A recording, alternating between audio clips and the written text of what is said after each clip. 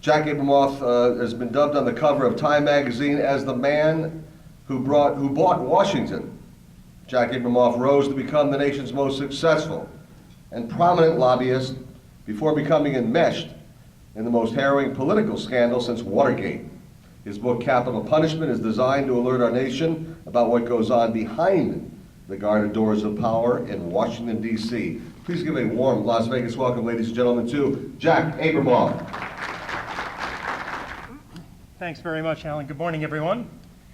Thank you for having me here today. It's an honor to be among a distinguished lineup of great speakers that have made this conference incredible, actually, and I guess the rest of the day also includes some important and vital folks as well. I wanted to, especially important for me, since I've been unfortunately included in some other kinds of lineups in the past, and so this is certainly a good change. I wanted to thank Chuck very much for including me, and Felicia and David and Sherry and others who made it very pleasant for my son and me to be here this weekend, and we're honored to have been with you.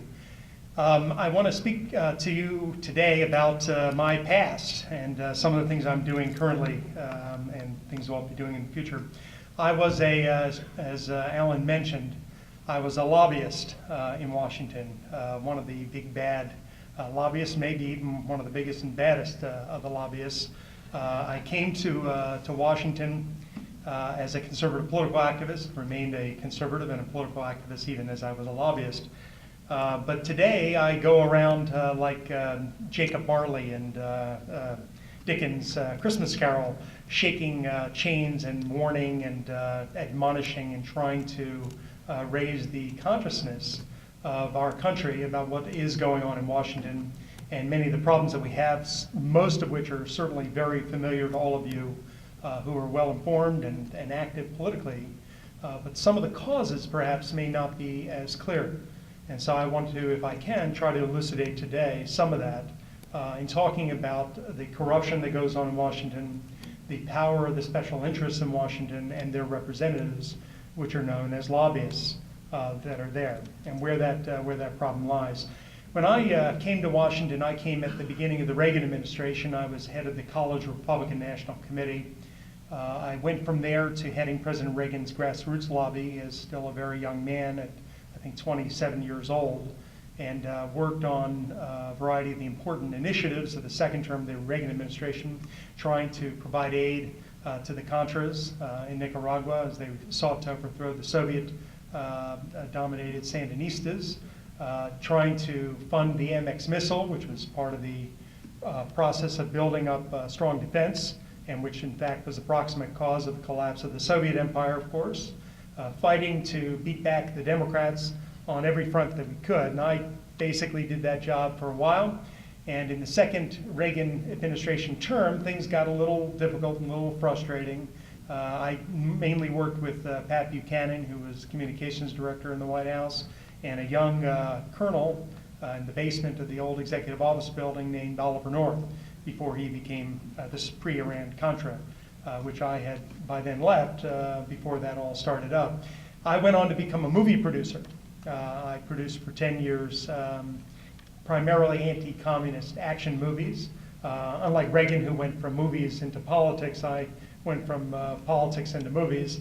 My movies, frankly, weren't as good as Reagan's were, and the actors in my movies certainly weren't as great as Reagan was as a man, but I did my best there, and in 1994, when the Republicans took over the Congress, for the first time in my lifetime, both houses, of course we had the Senate from 80 to 86, but the first time the House of Representatives, I was approached by a friend who was the managing partner in a law firm that was headed by Bill Gates' father in Seattle, and he was the head of it in Washington, and he approached me to become a lobbyist. And my first response was, the lobbyists, aren't they the bloodsuckers who are destroying our country? Which I literally said to him. Now, he was a friend, and I didn't realize as I said this to him that he was a lobbyist. I thought he was just a lawyer, not necessarily that that's better, but just that I think lobbyists somehow get underneath the reputation even of attorneys. But and he said, no, mainly interested in keeping the government off of the back of Microsoft, so they should be able to build up the tech industry.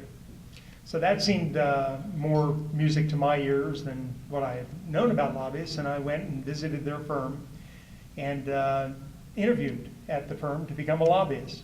Now, as I went from office to office and started to hear what they did, and they learned a little bit about me, I was all of a sudden it was clear that I was very different than anybody they had had working at that firm. Number one, I was a conservative. They had not had a conservative there. They had some Republicans, but they didn't have any conservatives. And number two, I didn't come from Capitol Hill. Most lobbyists are off of Capitol Hill or out of the administration. They're people who are cashing in on their government service and joining the influence industry and making money.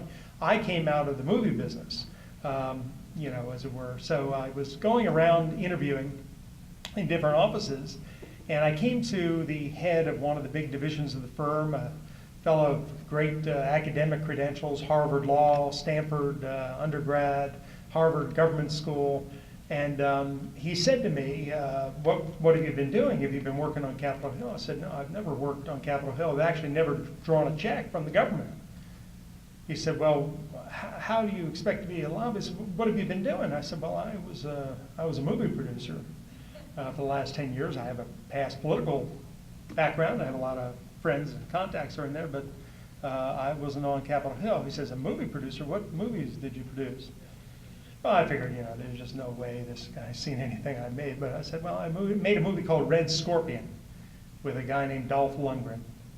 He said, oh, Red Scorpion? Yeah, I saw Red Scorpion. And I thought, yeah, right, sure you saw Red Scorpion. I've met everybody who saw Red Scorpion. And so he said, no, I saw Red Scorpion. I said, you mean you probably think of Red Dawn or Red Sonja or Red Violin or something else. No, Red Scorpion. He then proceeded to describe the movie to me. I said, you saw Red Scorpion? He said, yeah, I loved Red Scorpion. I said, you loved Red Scorpion? And I thought, do I want to work at a firm where the main guy liked the movie I made? Because I had seen that movie. So I said, oh, that's interesting. And anyway, he, as I found out later, he was addicted to movies, so he saw every movie, so it wasn't anything special. My last interview was probably the most interesting. I went to the office of a man named Lloyd Meads, and Lloyd Meads was a liberal Democratic congressman from Seattle. And Lloyd Meads was one of the name partners on the firm. It was Preston Gates Ellis Ruvelis Meads. And he had the big corner office, and a very nice man, and I walked in, and he knew I was a right-winger, and I knew he was a left-winger. And he said, Jack, let me ask you a question. You want to be a lobbyist? I said, well, I don't know if I want to be a lobbyist, but I'm looking at it. And he said, what if we had a client who wanted to do something you disagreed with ideologically? Would you help us with that? I said, no, I couldn't help you with that. He said, well, this is a for-profit business, Jack. You've got to help when you got to help. And he said, well, what if it was something that was really important? What if it was the biggest client we had, and what if it was the issue that was going to save that client? Would you help with that? And I was thinking, before the words came out of my mouth, I figured, well, this is my last meeting at this firm because I'm going to be going home in a minute. And I said, no, I couldn't help you. And if it was something I really opposed philosophically, I'd frankly lobby you not to do it. So he looked at me and I thought, all right, we're done. And he stuck his hand out and he goes, good. I've been waiting for somebody to show up like me. And I kind of squinched up my face. I thought, like you. He said, yeah, I'm just like you. I'm only from the left. He said, I won't do anything that I disagree with from the left. You won't do anything you disagree with from the right. And guess what? We're the only two people in this business who think like that.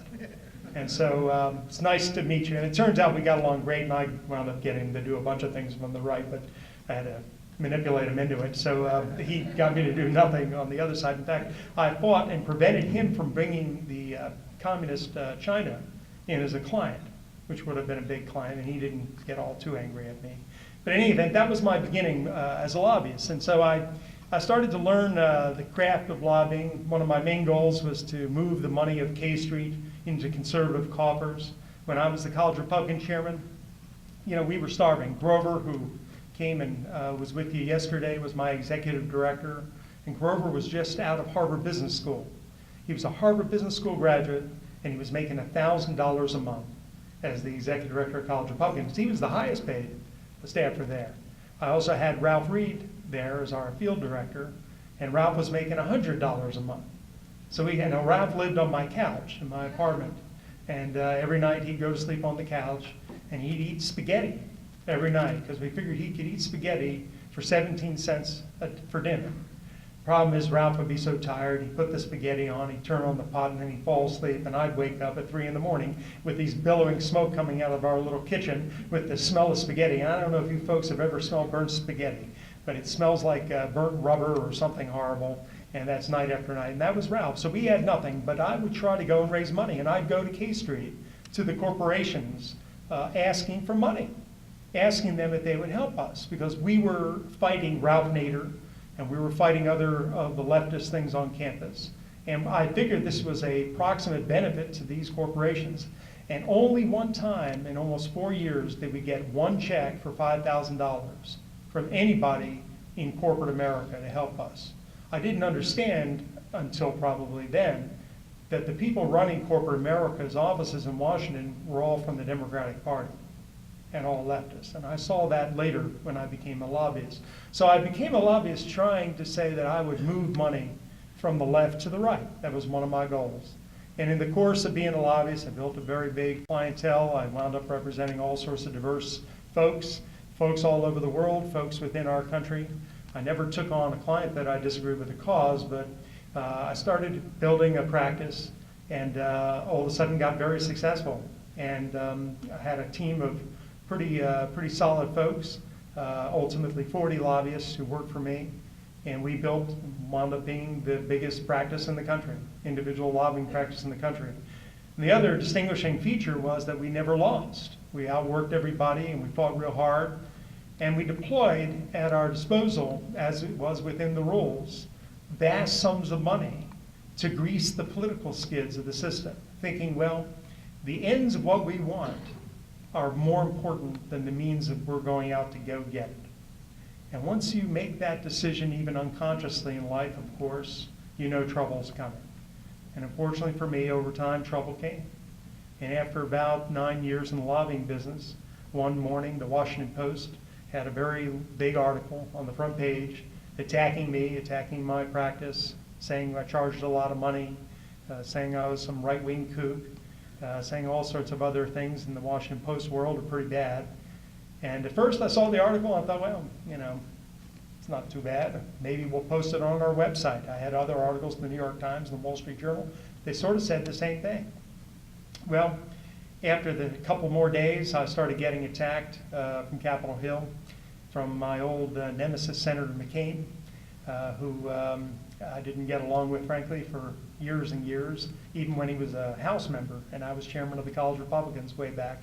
And things kept going from bad to worse, unfortunately for me, and the media kind of fed on me like a bunch of piranha, and all of a sudden I shifted quickly into the old why they picking on me mode, which is the second phase after, well, this will blow over, which was the first phase of my analysis of the scandal that erupted. I figured Washington's ADD, everybody in the country doesn't pay attention, unfortunately, which is why we're in usually some of the messes we're in. They'll have some other bone to chew next week. This will blow over. Well, it didn't blow over. And after going through that phase and going through the phase of, well, why are they picking on me? I'm not really doing anything that everybody else doesn't do. Maybe I'm doing it from the right, but what's the difference?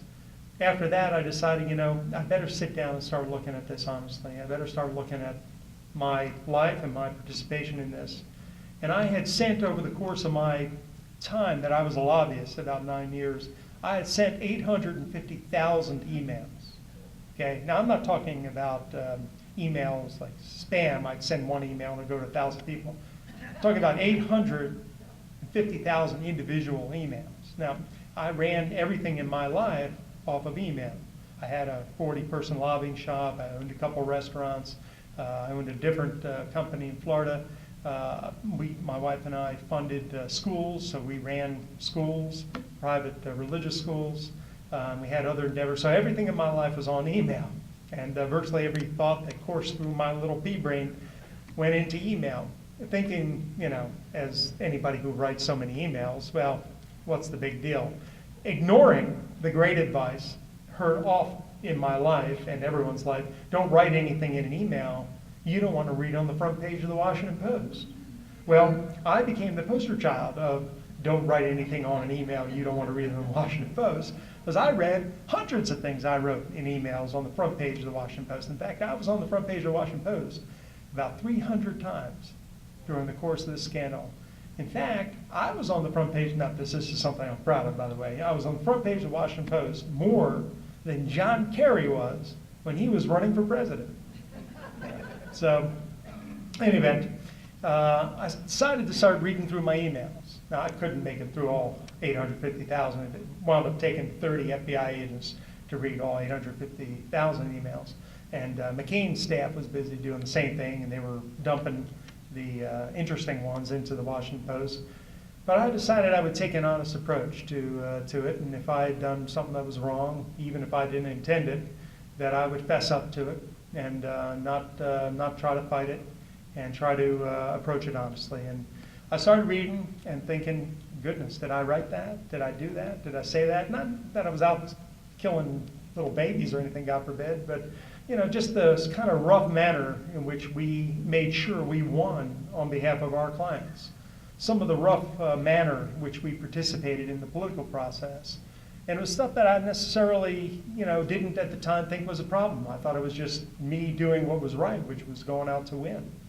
And winning became everything. And in fact, for better or for worse, over 9 years, we only lost one fight in all of the fights we had. And these fights were worth hundreds of millions of dollars, if not billions of dollars, to the clients who paid us very well.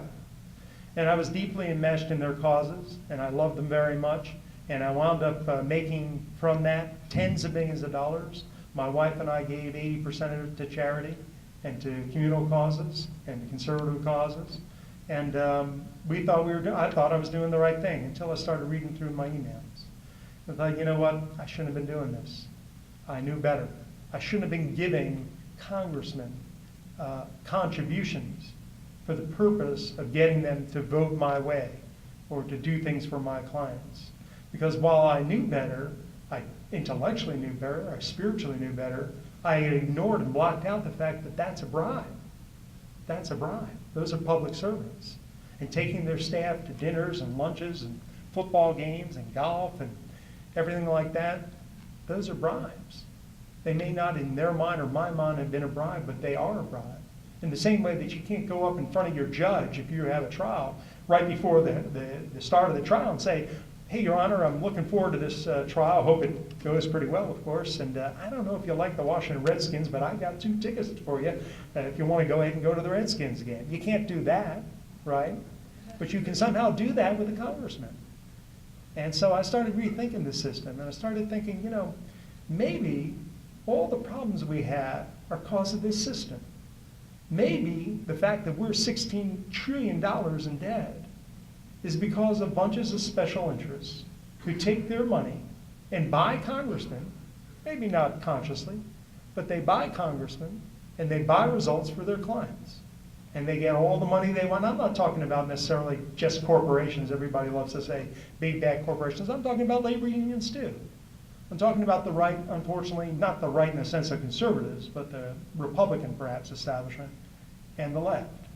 I'm talking about when a union, for example, spends its money to lobby a governor, or even worse, to try to defeat a governor, as they did in Wisconsin. Why? For the sole purpose of getting a better contract for their employees. Well, that's a bribe. That's corruption. And as I went through the months, my scandal started with that Washington Post article in February of 2004.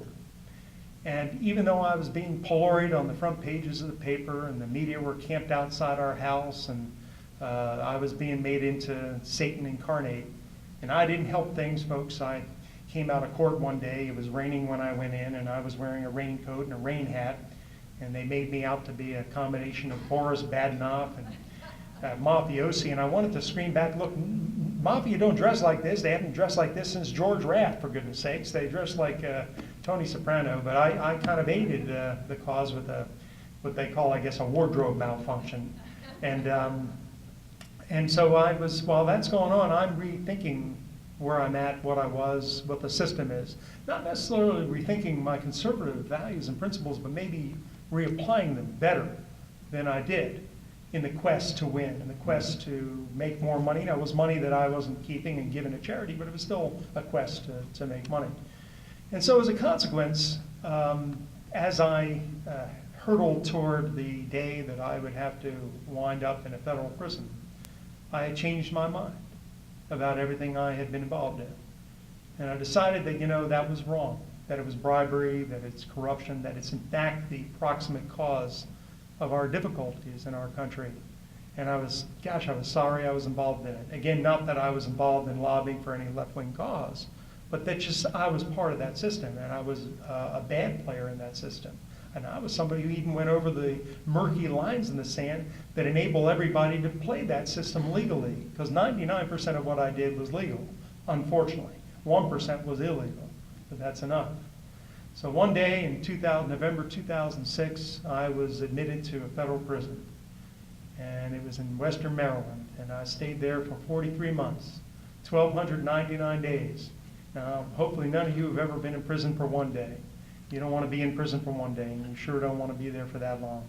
And it's a horrific, horrific place. And so when I went in, my only goal was to get through it and to try in whatever way I could to hold my family together. And thank God I, like every man, married well above myself and have a wonderful wife who kept us all together, and 5 magnificent children, one of whom is with me here today. And I was very fortunate because 80% of the men who were there for half the time I wound up being there, their wives divorce them while they're there.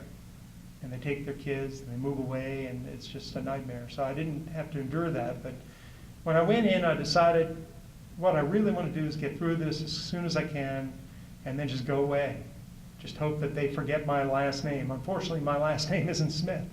If it were Smith, it would have been a lot easier, and I wouldn't have to, as I many times had the case. And for example, I was online trying to buy something, some computer program before I went, and I bought it, and I told the guy, it was a conversation, sorry, not online, on the phone. And I said to the guy, he said, "What's your name?" I said, "Well, Jack Abramoff." And he said, "Oh," he says, "that must be pretty difficult." I said, "What's that?" And he said, "Your name is real similar to that guy in D.C. I said, "Yeah." He said, "Boy, that's something else there." I said, "Yeah, well, look, I am that guy in D.C.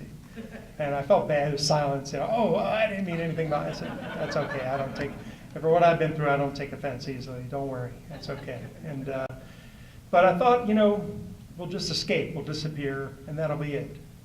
And then as I'm in prison, you don't get a lot to do in prison. You have to really make your own schedule. They give you a meaningless job that you have to show up to for 12 cents an hour.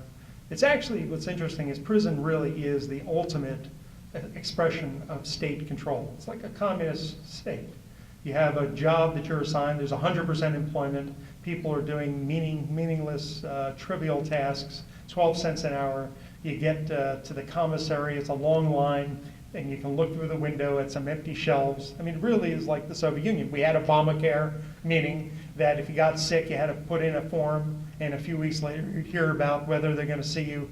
By then, hopefully you're better, or maybe you're dead. It doesn't really, they didn't really care. So I told my friends I'm actually experiencing Obamacare in advance. I'm getting a practical experience in it. Anyway, while there, one of the things you can do, they don't have any exercise equipment per se there, so you can walk around a kind of gravelly track. And I walked around the track.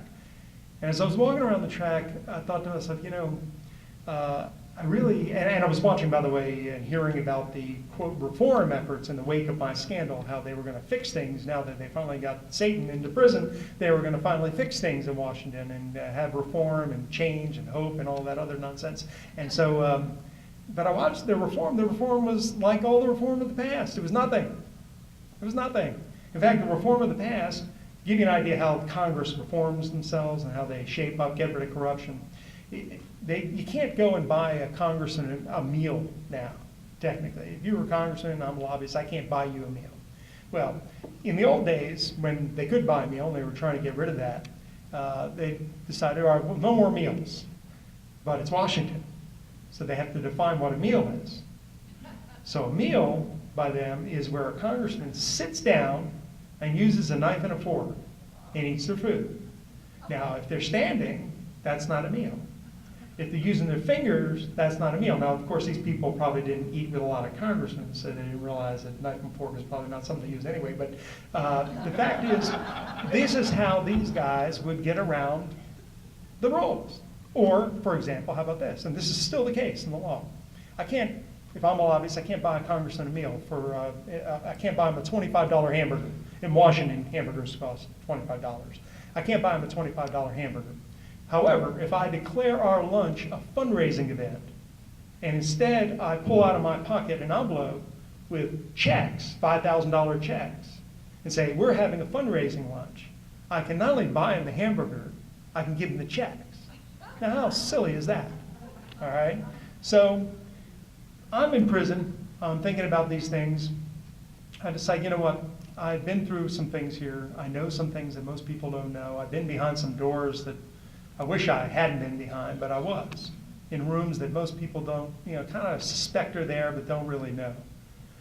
I can't just go away. I'm going to have to do something I don't want to do, which is put myself back out there for attack. And I have to explain what happened, because maybe, hopefully, somebody will do something, really do something about this. Because if somebody does do something about this, then the ability of Congress to spend our money the way they do, to create these ridiculous tax system that we have, to raise our taxes and do all sorts of other things to us will be diminished significantly because they won't have the financial incentive to do it. So I decided to write a book, and I wrote a book, and my book is called Capital Punishment, C-A-P-I-T-O-L, Punishment, which basically is how the capital punishes all of us. All right, and I wrote the book, and it came out in November.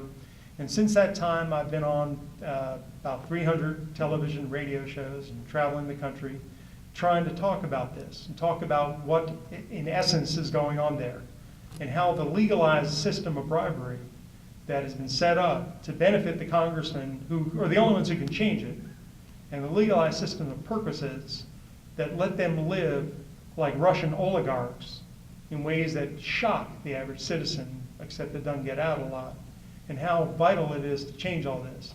Now, what's been interesting is I expected, and have, thank God, seen support from conservatives on this, because conservatives are sick of this. They're sick of the special interests and special favors and the way that the left, in essence, has created a system that manipulates the country. What I was shocked to find is that people on the left aren't uniform about this. The left establishment is. But I've been on, God save me, MSNBC, Current TV, you know what that is? That's Al Gore's TV network. I've been on Current TV. Now, they don't always like me when I'm on Current TV. I was on Current TV. They wanted me to attack the oil industry, and I wound up attacking them, of course, and the environmentalists. So I don't know. That was the last time I was on there. Maybe I won't get an invitation back. But what I found was that's interesting is even those on the left, at base, understand that the ability of people to buy things in Washington is probably a problem. So what I've done is I have basically taken the next period of my life away from what I had hoped to do, which was just go back and try to re-earn some money and rebuild myself financially. And I'm working with the left and with the right to create a reform, a real reform. When I was in prison, I thought, well, every time they reform the system, it's a joke. Every time they reform the system, no lobbyist opposed it because it was laughable. What if we had a bill that every lobbyist had to oppose? What if it was a bill that I would have opposed as a lobbyist? What would that look like? So I basically came up with a bunch of items. Number one, banning lobbyists and special interests, including labor unions especially, from giving any money politically, federally. You want to be a lobbyist? You want to take money from our government? You want to take a loan, whether you be Solyndra or wherever you are? You can't give any money. Zero. Now, they're not, by the way, the constitutional scholars we're working with say it has to be $100. Okay, you can give $100 a year. That's it. You want to be a congressman or a staffer? You can't go through the revolving door and cash in and become a lobbyist, because that breeds unbelievable corruption, folks. when these folks are on Capitol Hill, they know where they're going next, and so they make the rules easy and they do things for people they're going to. Next, any law they make has got to be applied to them. The fact that they can make laws and not apply to them is astonishing. And we've seen in insider trading, that's the obvious one, but there's scores of things like that. And finally, the other platform that I thought the left and the right can agree on was term limits. Now, they're not as amenable to term limits as you can imagine, but I explained to them, see, they have in their mind these heroes, these folks they think are these incredible, perfect saints. And they God forbid, they shouldn't be there for 100 years. And by the way, lobbyists want people there for 100 years too. You know who the favorite legislator for a lobbyist was? Strom Thurmond. Why? Because he stayed there till he was 100 years old.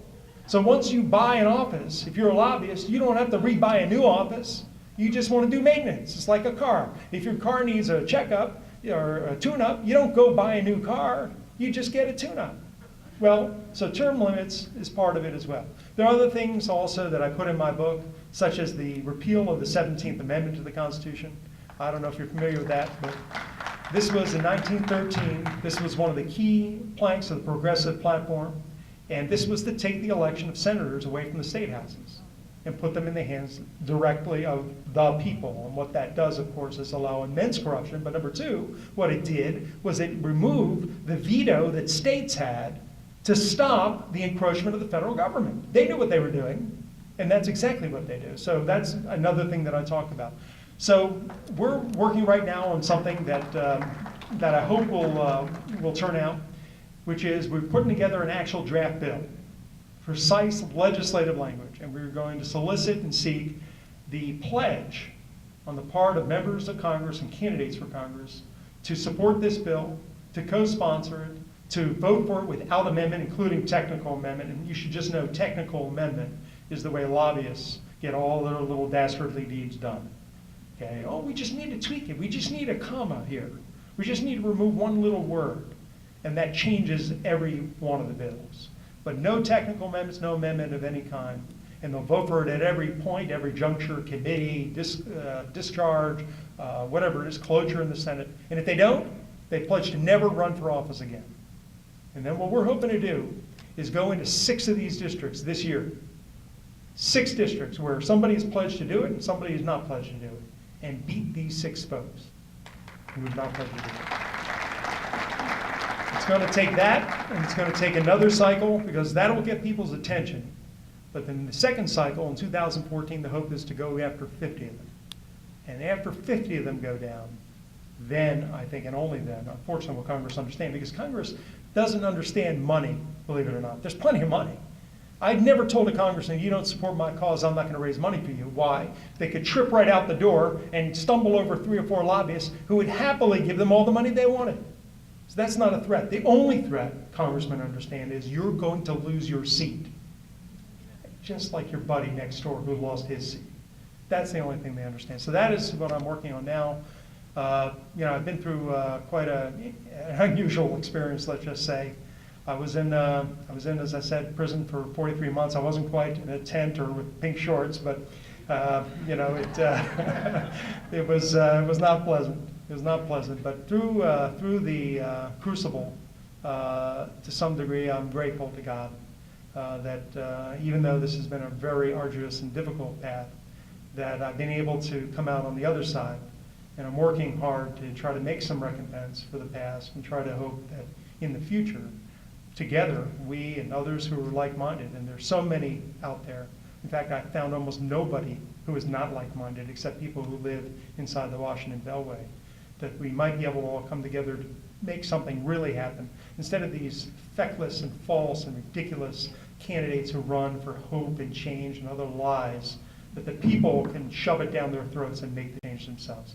Thank you for having me here today.